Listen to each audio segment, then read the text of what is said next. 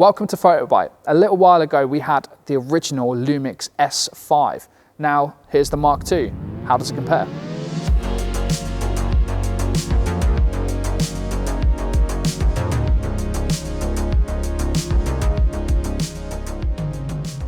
So in this video, we're going to be doing a little bit of a lifestyle shoot. So we're going to take this camera outside and in the studio and check out a whole bunch of its different features and have a bit of fun with it, really, to see how it compares to the old one, because we really liked the original S5. And we're going to check out how much of an amazing camera Panasonic have made. So if you remember the S5, well, the Mark II is very similar, but there's been lots of nice little improvements on this. It's a little bit thicker, but everything is pretty much where you'd expect it to be. The straps as well have now gone from the old dingle dangles to now actually little loops on the side of them which are permanently attached and don't move. The sensor on the back of the viewfinder has been shifted upwards, so you're a lot less likely to trigger it when you don't want to. The joystick has now been improved from 4 points to 8 points for a lot more control. So the battery life on this camera at its most extreme is 1 hour and 45 minutes, but that's shooting 6K 30 frames per second, which is absolutely mind-blowing. We've pretty much shot for the whole day on this one battery, no problem. It has 2 SD card slots and both of them are UHS 2 and have all of the backup modes that you'd expect, so you can really feel safe and secure with both the SD card slots on this camera, compared to the 2 slots of the S5 Mark I, which only had 1 high-speed port. It now supports 4-channel audio as well with an extra dongle. One of my favorite improvements on this camera is the full-size HDMI port compared to the original one's micro HDMI port, which were notorious for breaking. As full-size HDMI ports are always extremely welcome. Talking about the HDMI, with these cameras now, they've brought over a really nice feature from the BS1H, and that is the ability to send assists through the HDMI port. So you can see inside the camera you have your Vlog assist and you can turn that on. You can also send that through the HDMI port. You can have the camera without the Vlog assist, the monitor with the Vlog assist. You can have it both with, or you can have both without. It's entirely up to you, but it's a great way of monitoring your Vlog footage. You can now import and burn in all of your own LUTs. So if you do have any scientific LUTs or specific looks that you want to go for, you can now import those straight into the camera and burn that straight into the footage for really easy convenience and editing work. So if you don't have time to grade, it's definitely worth giving that a go. You can also use that feature of importing your own LUTs to actually use them as a video assist as well, which can be sent out through the HDMI and internal, but not specifically burnt in. With the S5 Mark II, there are now even more options for choosing your frame rate. You can now shoot at the 6K 30 frames per second, or you can shoot at 4K at 60 frames a second or 50 frames per second. You've got Cine 4K mode. You have 3.3 anamorphic K mode, which is including 60 frames per second, which is absolutely insane.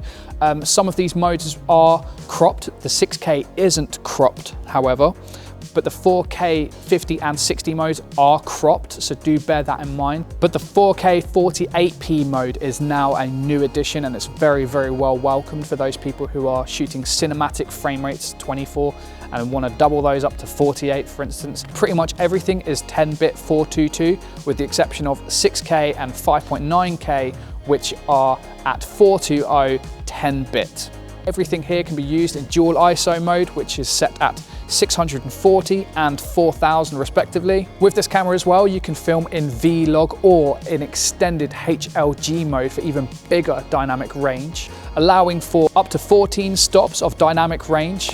And for all of the flickering light issues that you have out there, this camera also has synchro scan, so you can specifically dial in that frequency of those lights so you can cancel out any annoying flickering lights. And with this camera as well, there are no more record limits, with the exception of 6K mode, where it records up to 30 minutes and then shuts off, but you can turn that off if you set the temperature settings to high. And talking of temps, the S5 Mark II has a brand new fan here to keep things cool.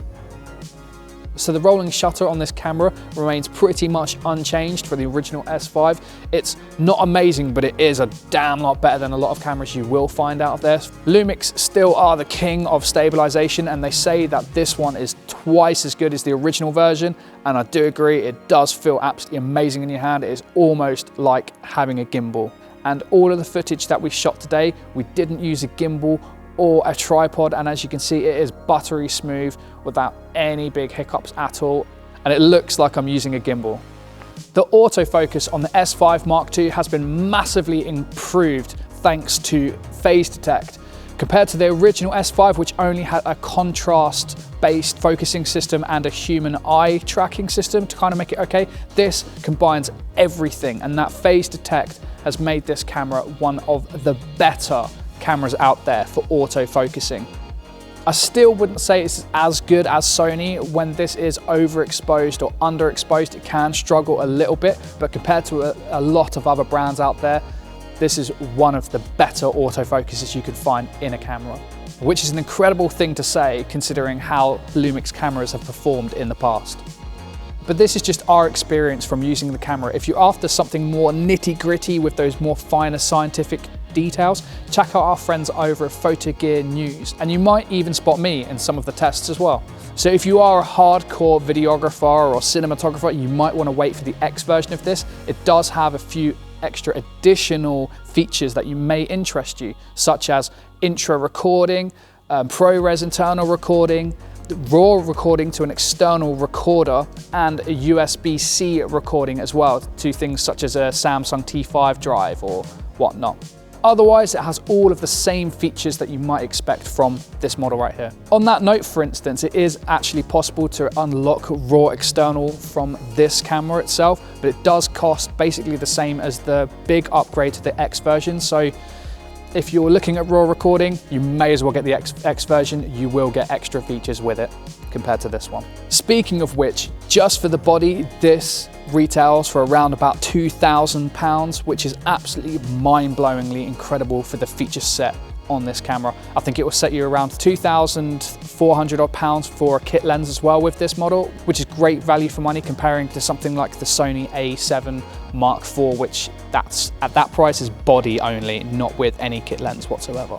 So would I recommend this camera? Well, the original S5 I wasn't 100% sure of. It was a little bit of a head scratcher for me, but the Mark II model is absolutely incredible with its feature set. The 6K modes, the 10-bit color in pretty much everything on it, all of the features that you find with the log systems, recording outwards. It's absolutely fantastic camera. I would definitely recommend this compared to the original one, especially the price of this at £2,000 is absolutely incredible for the body. For myself personally, the original one I definitely wouldn't swap, but this one I'm definitely considering it, especially with all the features that it has. It's absolutely gorgeous visually, and it's amazing to play with and easy to use. But the big reason I wouldn't is probably all of the lenses that I've bought for my Sony. It's quite a bit compared to, and it's not something I can just switch straight over to with this camera. But if you do want to see our thoughts on the LUMIX ecosystem, you can check out our GH6 video and the original S5 video,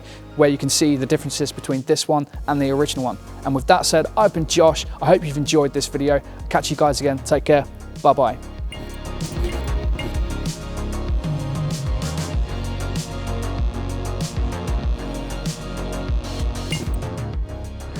Now telephoto.